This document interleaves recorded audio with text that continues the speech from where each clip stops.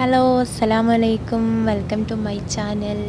നമ്മളിന്ന് വന്നിരിക്കുന്നത് ഒരു ചെറിയ വ്ളോഗായിട്ടാണ്. വയനാട്ടിലെ തേയില പറിക്കുന്ന രീതിയും നിങ്ങളൊന്ന് കാണിക്കുക എന്ന് വിചാരിച്ചിട്ട്.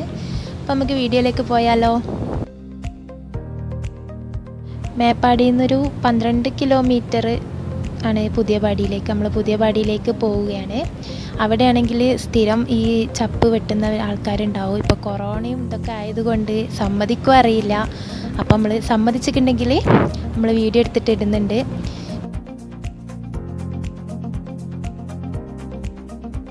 പെട്ടെന്ന് തുടങ്ങിയൊരു വ്ളോഗായതുകൊണ്ട് നമ്മൾ ഫോണിൽ വെച്ചിട്ട് തന്നെ ഷൂട്ട് ചെയ്തത്. അപ്പോൾ അതിൻ്റേതായ പ്രശ്നങ്ങളൊക്കെ ഉണ്ടാവും. അപ്പോൾ എല്ലാവരും ഒന്ന് ക്ഷമിക്കുക.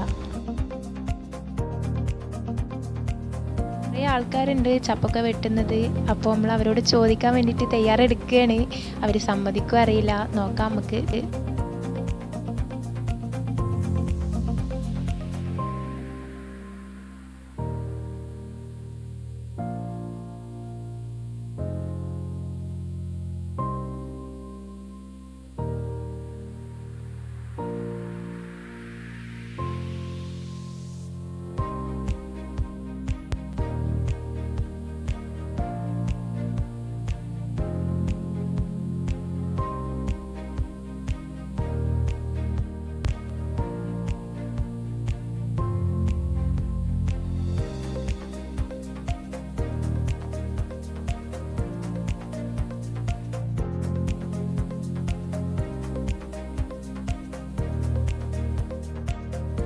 മെഷീൻ ഉപയോഗിച്ച് തേയില വെട്ടുന്ന രീതിയാണ് നമ്മളിപ്പോൾ കാണുന്നത്.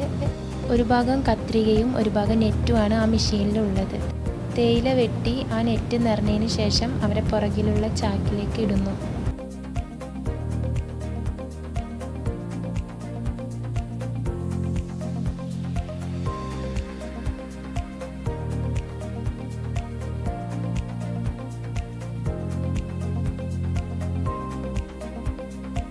ഓരോരുത്തർ വെട്ടുന്ന തേയില സെപ്പറേറ്റ് ആയിട്ടാണ് തൂക്കുന്നത്.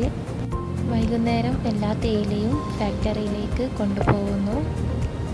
ഫാക്ടറിയിൽ വെച്ച് തേയില കഴുകി ഉണക്കി പൊടിച്ച് ചായപ്പൊടിയായി മാർക്കറ്റുകളിൽ എത്തുന്നു.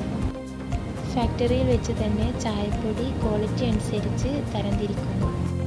ക്വാളിറ്റി അനുസരിച്ച് തരംതിരിച്ച ചായപ്പൊടികൾ വിവിധ തരം വിലകളിൽ മാർക്കറ്റിലെത്തുന്നു.